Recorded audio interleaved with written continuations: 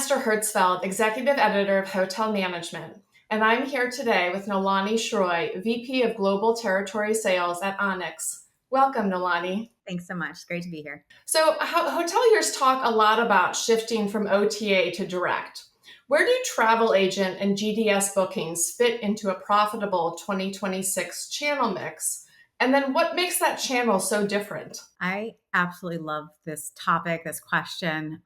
Being part of revenue management and commercial teams on the hotel side with different solutions has been really my passion for a long time. And it's been very interesting understanding here at Onyx as we've gotten into more and more of really supporting that travel agency hotel relationship. It's the spot that almost has been missed, right? So a lot of times hotels are constantly looking at what's the new cool tool to shift mix from OTAs to direct, but this middle spot that is the GDS, that is the travel agency, is this kind of sweet spot where it's almost the best of both worlds, where you have the reach and the distribution that you typically rely on the OTAs to bring in, yet there's the personalized level as well as the bottom line revenue flow that you would typically get from direct. So it's this really nice sweet spot. And it's been almost like a mystery for a lot of the hoteliers. And I know that I need it. I just don't know what to do or how to get that. And so when we look at what's inside this black box, you are seeing bookings from really very high caliber guests. These are ones who are typically going to be spending a lot more. So their ADR is typically just right behind your direct business. Their length of stay is actually higher typically than your direct business. And even more important, sometimes more importantly, depends on the market that you're in, it has the absolute lowest cancellation rate. So these are pretty significant things when we're looking at how do I diversify my business inside the hotel? How do I rely on the different channels appropriately? Really looking at the full ecosystem and what those types of clients are is so important. And so I really encourage hotels to take a deeper look into this small section and spend the time to go at it strategically. Yeah, that seems very important these days. Many OTAs are effectively pay to pay, higher commissions or ad spend for placement. What levers exist in the agency and the GDS world to boost visibility without that 20% plus commission drag? Yeah, 20%. And sometimes that's generous, right? So a lot of the OTAs, and there's different ways that you need to play with them. And all of a sudden your bottom line, your take home, your net ends up being just completely diminished. And so when we look into the GDS and the travel agency space, to be completely fair, cash is still king. There's still an aspect of how is it that they're able to get additional revenue.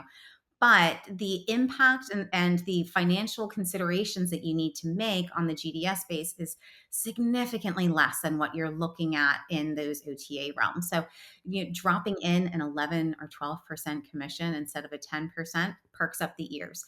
And so that's things that we can do when we want to do like those quick turns. A lot of times we'll use OTAs and I've got some last minute business or I've got this burning spot that I need some help in. And so I'm going to push through there. Well, let's look at doing that with some lower net commissions.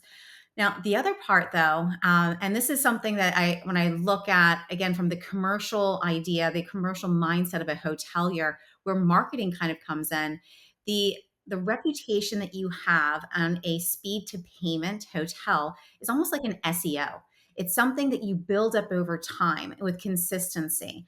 And so as your hotel builds up that additional kind of SEO equity, but in these terms, we're talking about your speed to payment, correct payment, and things of that nature, you get an A plus on your report card. So when you're looking at, we have to think about who these buyers are.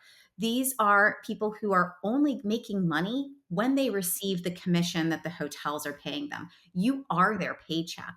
And so when you think of, okay, these travel agents are potentially going to be comparing my hotel to my competitor hotel, how do I differentiate myself?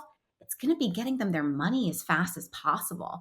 And it seems like a very boring way, but it is an incredibly impactful way to impact the amount of business that those travel agents want to bring to you. So, in a cooling market post unicorn years, what practical steps should a hotel take over the next 90 days to grow agency share across sales, marketing, revenue, and distribution? It's all corners of the stool, right? They all have to be working together here. And I know that budget season, we're still in it. Budget season goes from August to like February. We get a couple of months reprieve in between. But this is the time to really set yourself up for a very impactful 2026.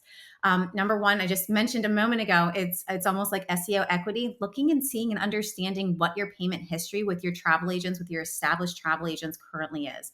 Give yourself some benchmarks on things to improve on. So going to those agencies where you do have a relationship and ask them, what does my payment history look like for you? And how does that compare to other hotels that are in my area, that are in my geo?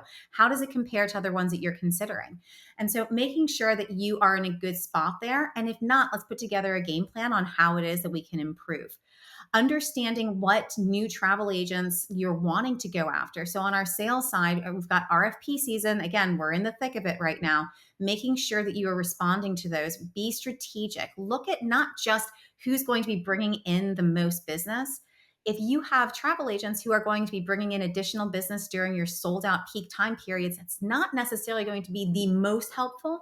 Let's also look at diversifying the type of travel agents that you are going after, looking for your off peak time periods so you can have additional streams that are coming in when you really need that help. And then, of course, when we are looking at those need time periods on the revenue management side and distribution, as we mentioned before, being strategic about when it is that we are increasing that commission amount, look into those dropping time periods and preemptively start putting those commissions out there. I used to work in hotels in the Washington, D.C. area. And every year during the holiday season, during Thanksgiving, people aren't coming in and doing business generally in Thanksgiving. And it was always a need period. Yet it always seemed to be the beginning of November that we would go, oh no, we need help in Thanksgiving. Do it now.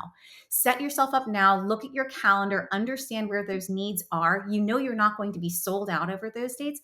Let's start getting some initiatives in place from the very beginning. So as these three are working together, you're really going to be setting yourself up to make small tweaks instead of being very reactive throughout 2026. Yeah, I love that. I think as an industry, it's taking a step back from being reactive is always so important. Absolutely. So, going to payments again here. So, commission payments feel very back office, but agencies say it's one of the very first things they notice. What changes when hotels pay accurately and fast, and how do you measure it? Yeah. And I'll say, when I talk to commercial leaders in the hotel space, discussing commission payments is probably one of the least sexy things we can talk about. Right. And it isn't the shiny, fun, fancy thing, but it's so incredibly impactful.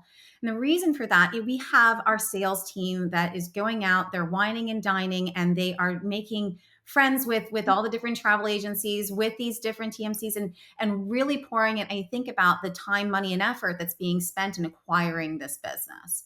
Well, if we are not paying those travel agencies on time, we may get their business one time and then that's it. And then we're constantly in the process of acquiring new business to replace the business we just lost. So number one thing we need to start doing is looking at what our return business is from the GDS, from our different travel agencies that we're working with. How many are return, or how many are just one-offs and we never see again? Why? So let's go back through and do an analysis there so we can start kind of plugging some of those holes. And being able to make sure that we have implemented that first part that we just talked about, and understanding where these new travel agencies are, how it is that what time periods they're going to be booking, and being strategic with them, meeting them where their customers would be coming in. So these are a couple of the pieces that we can kind of, we can start looking at and going, how do we do this?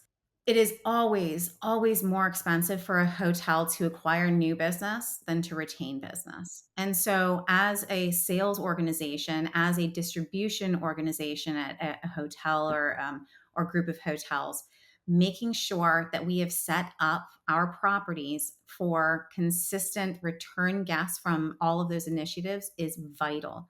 Before we start going and acquiring, we need to make sure that we're going to maintain.